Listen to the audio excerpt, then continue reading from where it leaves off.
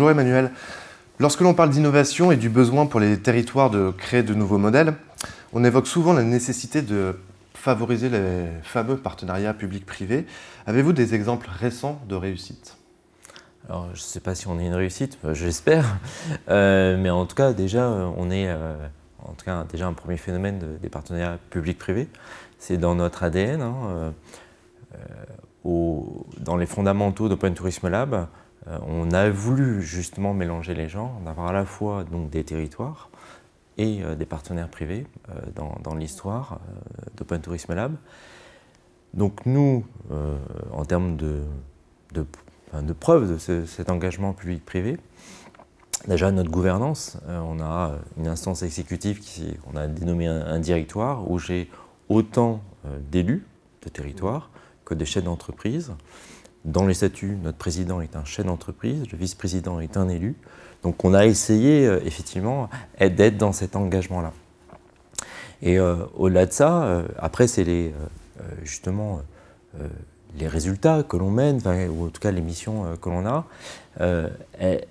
Nous, en tout cas, la valeur qui est importante pour nous, c'est de recapitaliser justement sur ces retours d'expérience et diffuser au plus largement.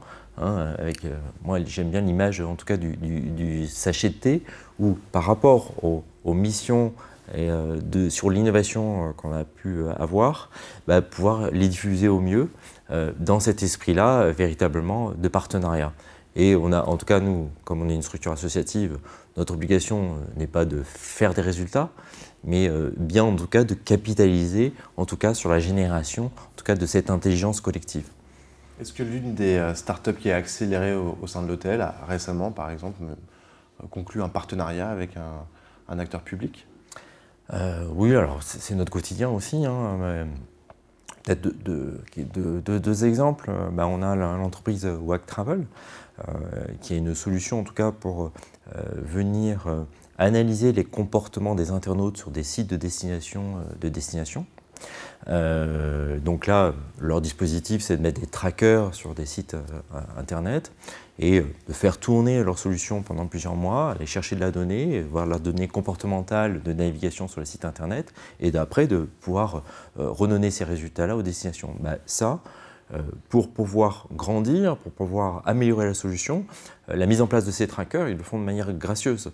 Voilà, et ils avancent du coup avec les destinations sur après la solution pour venir l'enrichir et venir après donner les tableaux de bord, en tout cas qui permettent aux destinations après de pouvoir bien opérer sur les bons changements, évidemment du site internet et optimiser en tout cas la navigation.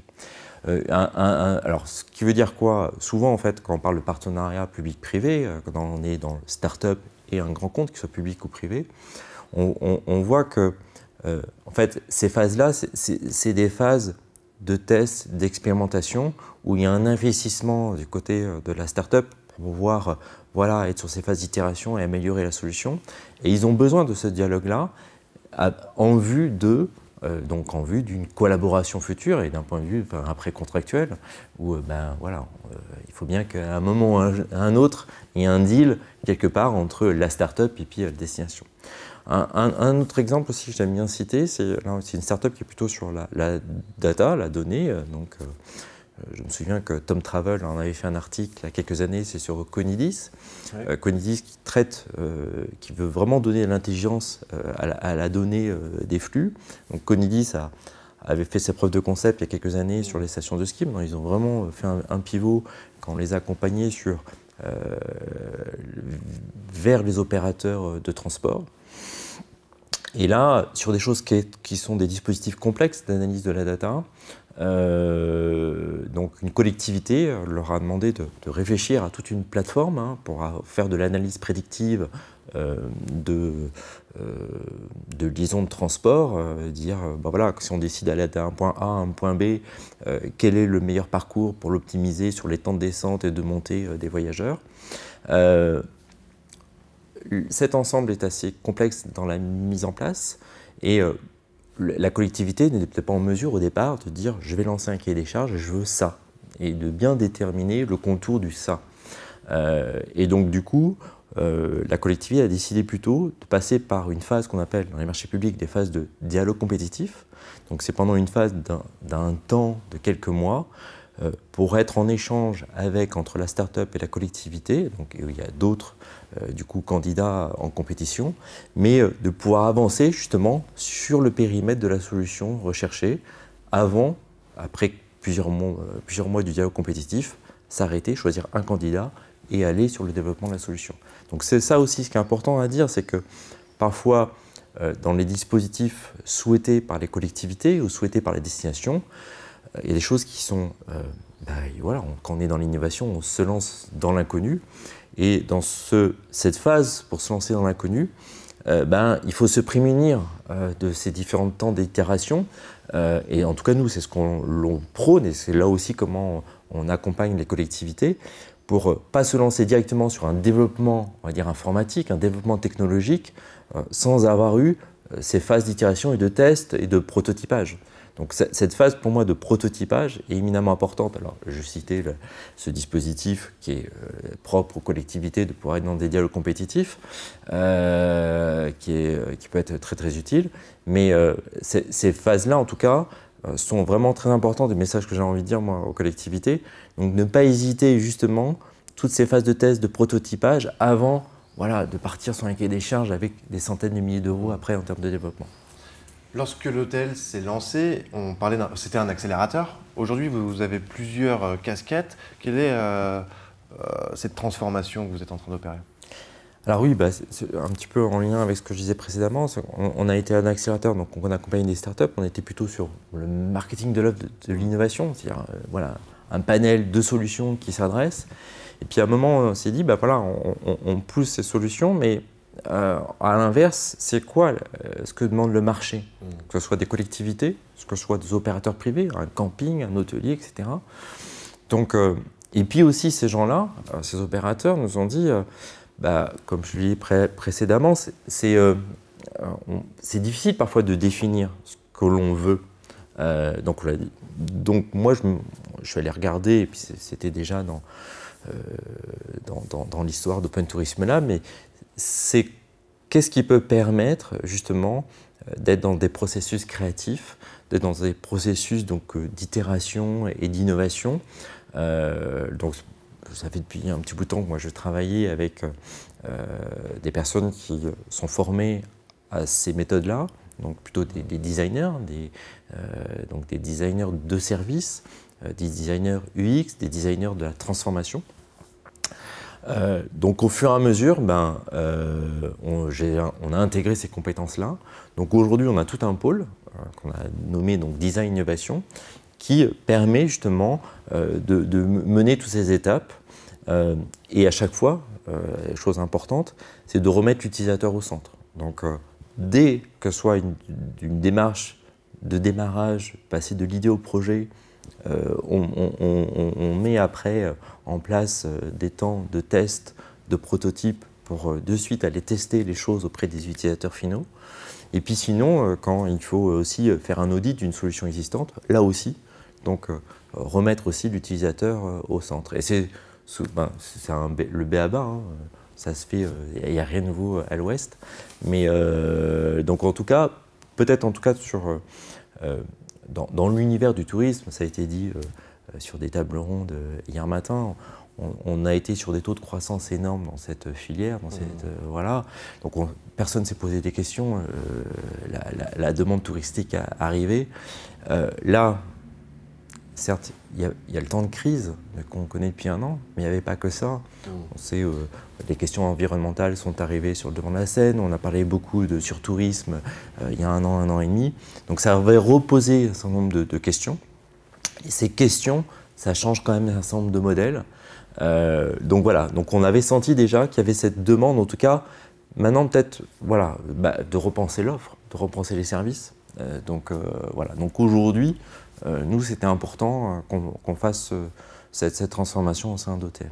Alors, je rappelle que l'hôtel est basé à Nîmes. Vous collaborez aujourd'hui avec la région Bretagne.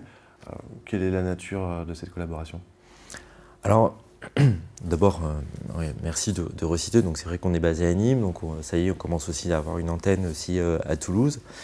Bah, la nature de la relation avec la Bretagne, c'est ce qu'on a avec aussi d'autres régions, mais on se plaît énormément que la Bretagne. C'est bah voilà, être sur des partages, partages d'expériences, des partages de savoir-faire. Nous, on veut grandir ensemble, on croit à l'intelligence collective. Donc voilà, c'est ça. La Bretagne avait aussi, quand il y a eu cette sollicitation, en tout cas, c'est de dire, bah, la Bretagne, c'est ce qu'ils nous ont dit, hein, c'est pas moi qui le dis, mais ils étaient dans un entre-soi et ils voulaient avoir une ouverture vers l'extérieur. Et ils voulaient aussi avoir une ouverture sur à la fois l'innovation ou sur les processus de créativité. Eux-mêmes sont très avancés là-dessus, mais c'était plutôt confronter les regards. C'était pas dire, bah voilà, on a besoin d'eux. Non, ils ont besoin de rien. Ils ont, en tout cas, en plus, la Bretagne est assez emblématique, en tout cas sur quelques temps d'avance par rapport à d'autres régions.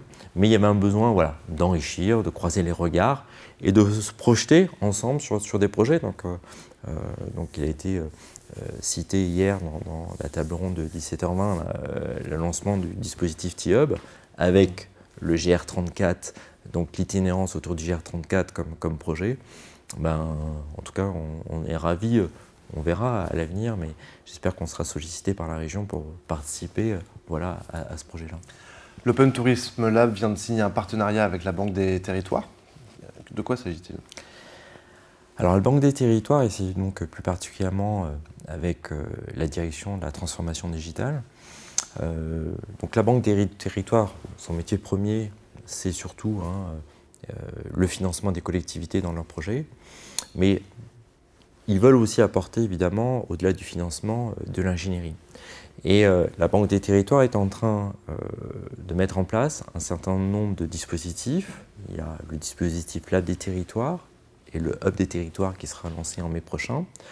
Si je parle juste du Lab des Territoires, c'est en tout cas de pouvoir faire un inventaire de solutions et surtout de solutions digitales qui puissent aider des collectivités dans leur transformation digitale. Et donc ça, c'est le concept au sens large. Et quand la Banque des Territoires ne sont pas des experts du tourisme, mais avaient besoin en tout cas d'avoir un partenaire national avec une expertise, un regard particulièrement sur les innovations digitales dans le tourisme, donc ils se sont tournés vers nous pour dire, bah voilà, dans notre verticalité tourisme, on a besoin d'un partenaire qui apporte son expertise, sa vue sur les enjeux de la filière, et aussi, donc, du coup, apporter toute sa connaissance des innovations en la matière. Donc, ce partenariat a été signé en toute fin d'année. On est sur des temps aujourd'hui de cadrage avec la Banque des Territoires pour pouvoir lancer, en tout cas, ce dispositif de Lab des Territoires qui va avant tout être, a priori, plutôt déjà être dans le recensement de solutions digitales pour l'environnement, solutions aussi à impact, pour aider justement aussi à la fois les collectivités à se transformer sur le digital, mais à prendre en compte les enjeux de l'environnement.